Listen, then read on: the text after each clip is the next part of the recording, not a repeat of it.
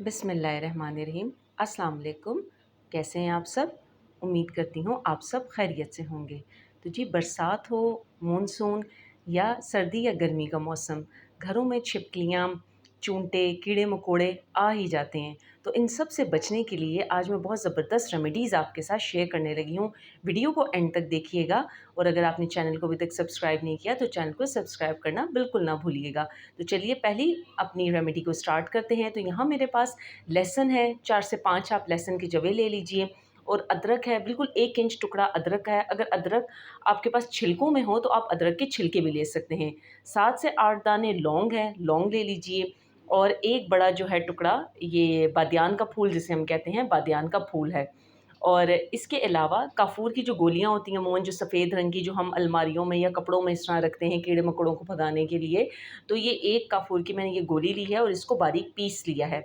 इसके अलावा जली हुई काफ़ी सारी माचिस की तीलियाँ 3-4 दिनों में इतनी सारी जमा हो ही जाती हैं, तो इन्हें आप जमा कर लीजिए, माचिस की तीलियाँ हैं। तो सबसे पहले लहसुन जो हमने लिया था 5-6 दाने जो लहसुन के जवे थे वो हमने ले लिए हैं।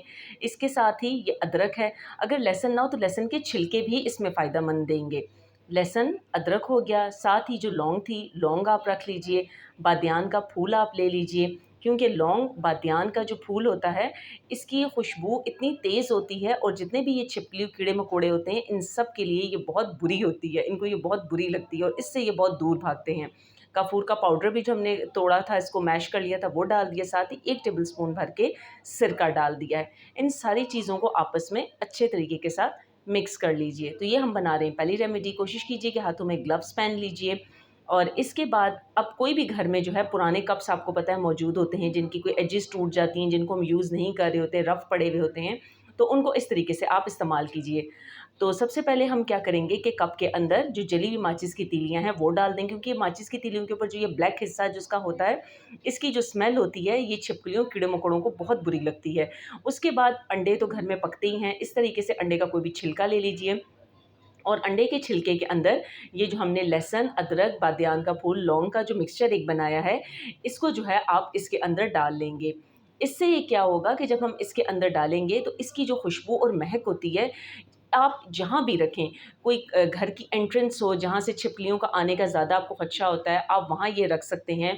या अगर किचन में ज़्यादातर कीड़े-मकोड़े या चूंटियाँ आती हैं, काउंटर पे आ जाती हैं या छिपकलियाँ आ जाती हैं, तो उसके लिए कोशिश कीजिए कि चूल्हे के पास इसको रखिए। जब-जब चूल्हा जलता है, उसकी हीट से इसकी खुशबू और तेज़ होगी और उसकी खुशबू पूरे किचन में फैल जाएगी। हमें तो महसूस नहीं होगी, लेकिन छिपकलियों और इन कीड़ों-मकोड़ों को बखूबी ये महसूस होगी, तो इससे वो ये कि ये दूर भागेंगे।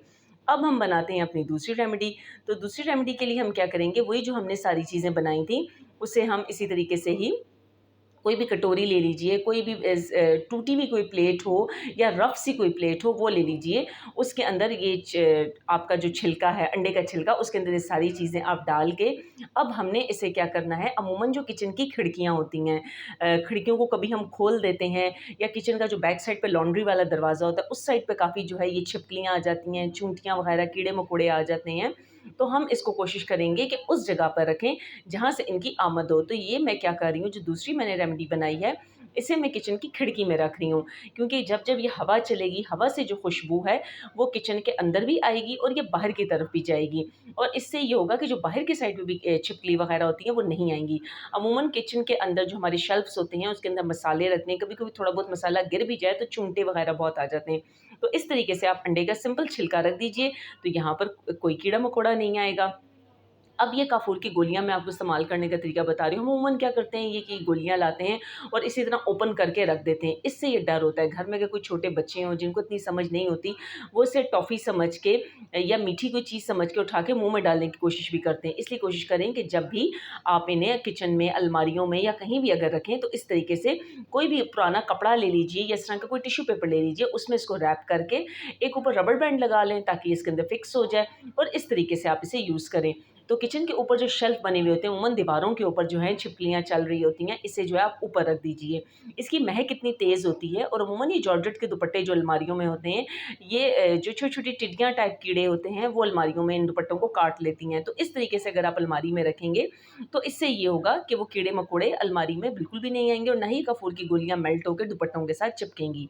तो उम्मीद करती हूँ कि जो छोटी-छोटी मैंने आपके साथ टिप्स शेयर की हैं, रेमेडीज़ शेयर की हैं, आपको पसंद आई होंगी और आप इनको ये जो हमने कटोरियाँ और कप बनाया, आप इसको हफ़्ते में 1 दफ़ा चेंज कर सकते हैं।